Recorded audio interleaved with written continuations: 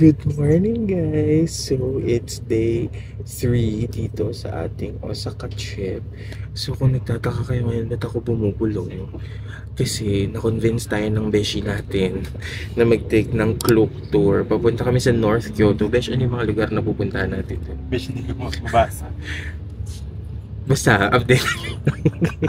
Ano mga pupuntahan namin. Pero yung sure kami, mapakain kami ng ibon. Kung maganda yung weather. Pero ngayon, nandito kami sa bus. Economy class lang kami. Kasi, yan na naman. Parang sedpak yung level namin. Pero, matagal yung biyahe. It's like it's taking us an hour or more to get to Kyoto pa lang. Not the North Kyoto. So, mahaba-habang biyahe to. Pero sobrang saya ko. Kasi, besh, nakabili ng Fami Chiki.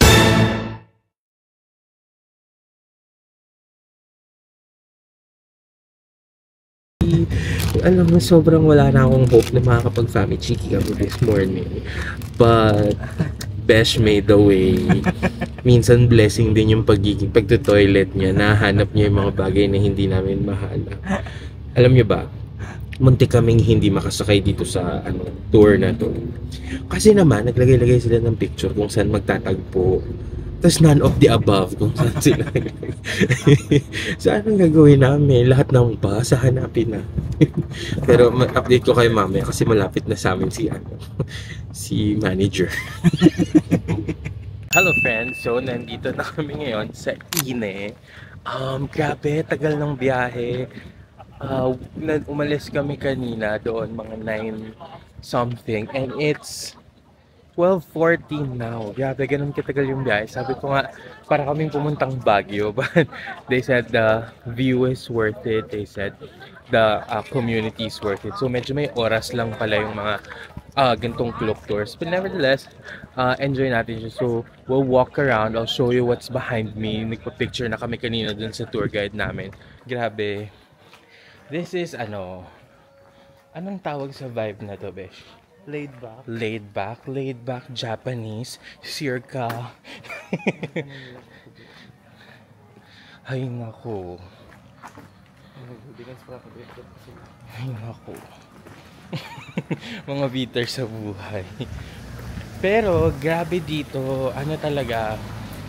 Siguro tama si tour guide na kung gusto mo ng serenity, ito yung That's what we're gonna do. Oo! Naku, nakikita na namin yung boat. Besh, pinig ko dito mga picture.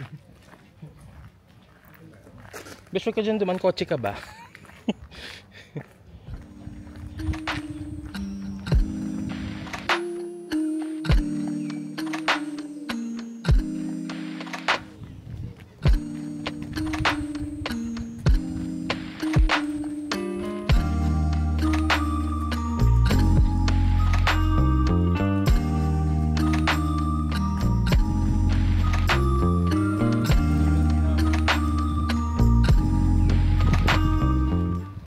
Walking around Ine. Initial thoughts, ganda ng lugar. Like I said, very laid back. But I kind of feel like ito yung mga communities na local communities na na-exploit for tourism. Yung there's nothing special to it if you think about it. Walang kahit anong kaganapan. It's a private community na ngayon, it's becoming so, nagpipicture ako. It's becoming so touristy. Tapos for the sake of tourism, yung mga sariling bahay nila yung kailangan matanggalan ng privacy. Which I kinda don't support. Pero, because the community looks great, at mukha namang nakakatulong to sa ekonomiya ng Ine, edi push. But I hope we get to see more tourist spots, which are really tourist spots. Nagbeat ako ng red light, sorry JM. Because I'm still waiting for the wow moment dito sa Ine. Pero yung promise niya lang naman kanina na it's so peaceful and it's so quiet, you'll barely notice the time. But I do notice the time. Kasi meron lang kami 35 minutes. So, if i-compare ko tong Ine to something I've been to, para siyang Bukchon Hanok Village na less touristy. Wala talagang ganap. Na nagpo-photo walk na lang tong friend ko. Pero merong cafe. But closed. Pero masyado pang maaga yata. So parang feeling ko dahil dinadala yung mga turista dito. Kunyari yung dumaang sasakyan gano'n. Yung dapat tahimik lang yung buhay nila. Ngayon, nadi-disrupt na. Kasi may mga taong tulad naming lakad ng lakad. Pero imagine mo kung sa mga lugar na ganito, nakasalubong mo yung ex mo. Of all the places in the world, hindi sa QC, sa UP, sa PGC. Dito, sa Ine. Ano kaya mararamdaman nyo? Sobrang quiet ng neighborhood. Ako lang yung maingay. Oh, may e-bike dito. Cavite is shaking. Cavite is shaking. Mayroong e-bike. Kala nyo sa Cavite lang yan. Feeling ko, kailangan nila i-insert tong Ine para hindi magka-traffic dun sa mga ibon-ibon. Yung, para makontrol yung dami ng turista. Funaya. Cafe ito? Oh, pero dahil maagap nga, inuna nila to sa atin. So, hindi pa tuloy bukas. Hindi, 11:30, 12:30 na yun. Pero kung ang hanap mo ay maglakad-lakad para kausapin si Jesus, ay nako talaga. Yung katahimikan dito. Sabi kanina ng tour guide, if you want to get a place here, meaning if you're staying overnight, you have to book a month in advance. Kasi pag hindi, it's impossible for you to secure one. Eh alam niyo naman tayo, hindi tayo mapaniwala sa mga ganon. So ang challenge namin today ay makapag-book na.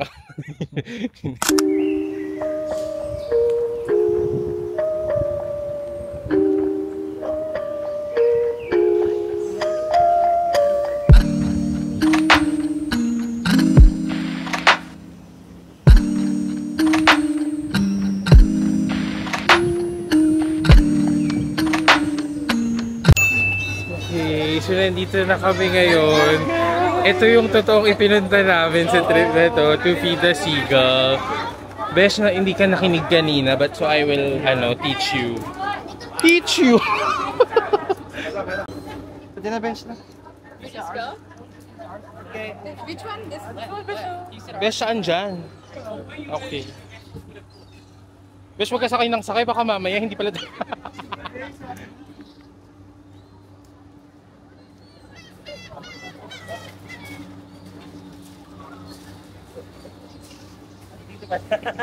Bida-bida eh. Ba't parang siguro kanina doon?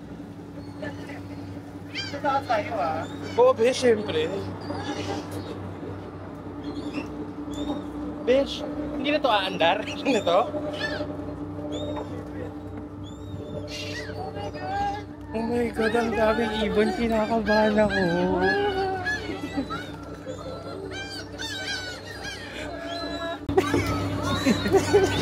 Siniputan ako, be. Oh my God, where? Oh yeah! Bis mainit. Bakit ako kinakabahan ako sa kanila?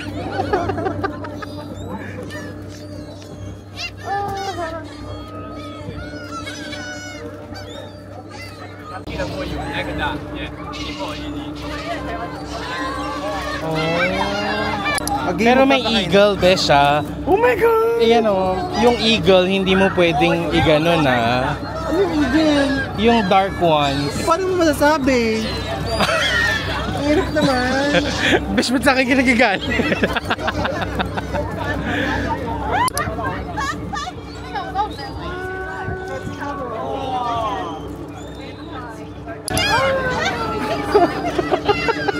Paano tayo nagasigaw? Sabi nila, uy, hindi ride to. Kasi na-instructor ang malalim to. Besh, parang hindi ko kaya. Besh, siya yung eagle. Siya yung eagle. Tapos sabi niya kanina, they're not gonna be nice to you.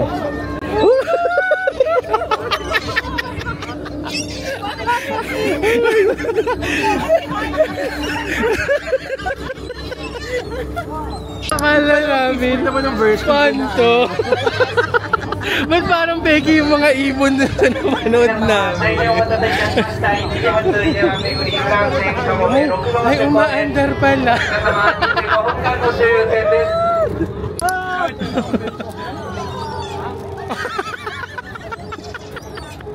Ang laka ng mga to.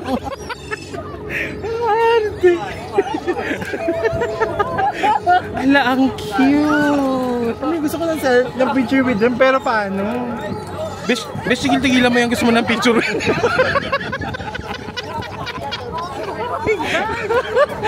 Besh, itago mo yung snack. Hello! Besh, mamaya, di ba? Huwag ka mag-ilaw-ilaw. Ito na kami sa pinangarap naming activity. Apparently, ang dami nila! Look at that!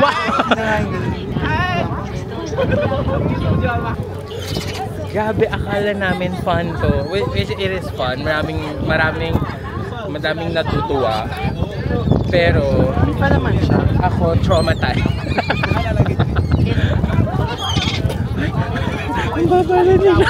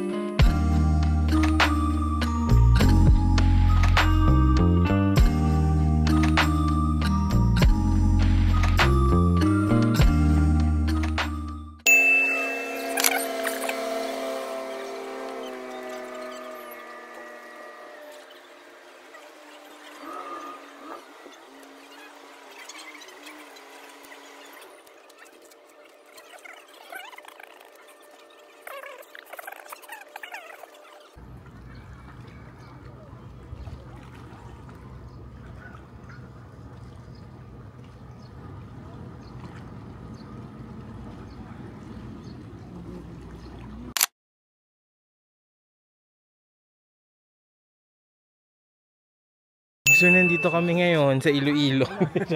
Mga alam na ito, besh. Nandito kami sa parang observation deck.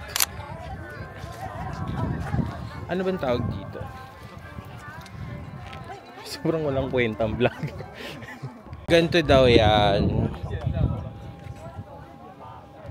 Mayroong pa-effect na bend-bend.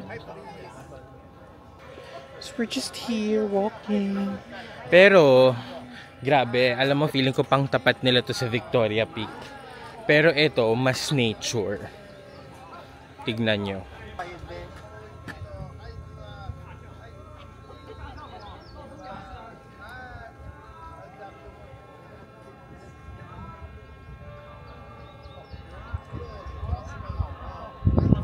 Ang ganda ng nanay nila. Ba't ganun? So, picture-picture lang yung agenda dito sa taas. This is the last activity dito sa tour na to. And I would say, grabe ganda ng North Kyoto. It's not the Japan we know. Kala mo naman ang daming alam sa Japan. We know Japan as the city lights, the busy nights. North Kyoto is super different. It's peace and tranquility. As in, kung if you're taking time to just breathe and think about things, feeling ko North Kyoto is the best spot. Something I realized really, tours are not for me. Para sa akin, parang masyadong magmamadali ang lahat ng bagay. Just when you wanna savor every moment, you can't. Because 5 minutes, 30 minutes, yung parang, I feel like tours like this, it's not for me.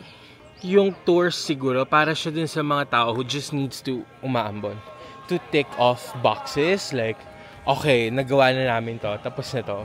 To me, kailangan ko ng oras, kailangan ko ng panahong pag-isipan, i-process ang maraming bagay. But you know what, guys? Sobrang ganda ng place na to. Just to sit down and... Oh my God. Like, tignan nyo what's in front of me. Look at the view! Sabi nga ni Kumaring JM, ito na sana yung money shot kung hindi lang sana nila ako hinara. Best offeran mo na silang mag-ina. Mag plus points ka sa heaven. Could you? Thank you.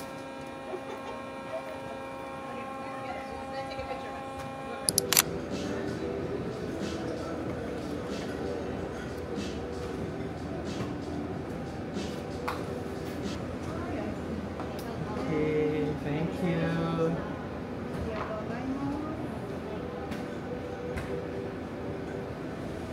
We are back! Nandito na kami sa Dotonbori area. Can I just say, North Kyoto, grabe. It's one for the books. Grabe yung peace at serenity sa lugar na yun. Nandito kami sa Dotonbori. Eyes on the prize. Kagabi, na-fail kami na matikman to. Yung sinasabi ni Besh na sobrang masarap daw talaga yung custard. 10 yen cheese, but he's not getting the cheese. Ayan. Tapos katabi lang nitong 10 yen, yung Oreo. Memorable sa amin tong Oreo churro na to. Yung nasa Google Map kasi na 10 yen, ano na siya, close na siya, permanently close na. So if you're wondering, nandito lang siya sa side. Sobrang lapit niya kay Glico. As in, pag nakita mo na yung Starbucks dun sa may Glico, just turn right if you're facing Starbucks and you're there na. Nandito ka na, makikita mo na siya, makakain mo na siya. So, wag na kayo masyado mag-Google kasi it's not gonna be helpful for you guys.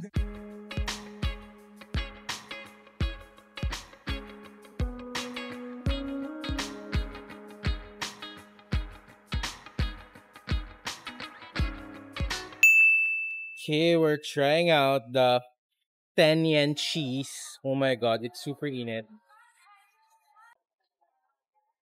Besh, mapapaso ba ako dito?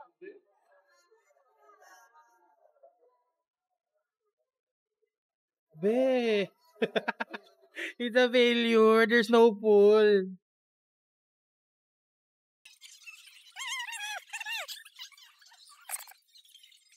Okay yung cheese kasi nakatikim din ng maalat. Ayun nga no. Yung perfect kasabay nito, Coke. Yung custard very vanilla.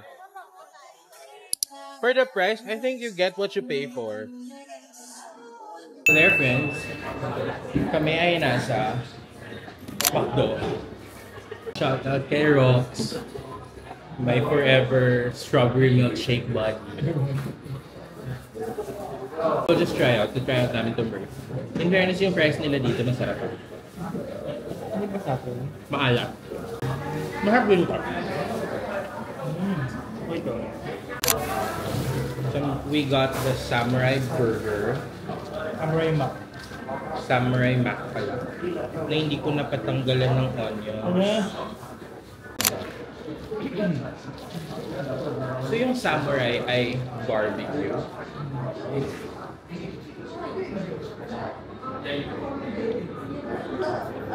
I just say, pati McDo nila masarap. Guys, ang sarap ng burger. Parang isa ito dun sa 5 bakang dinidiscuss kanina ni Jay. Kung Pinoy ka, nasa Japan, hindi ka nagmamakdo, think again. Best ka lahat ng weather, sinuong natin. Maglakad tayo ng mainit, malakas yung ulan, umaambon. Dapat magbiro ka tayo. Kadaming nga na nakita ang gabi ko may dala. Meron ako, kailangan mo. Pag-uwi. Not sponsored.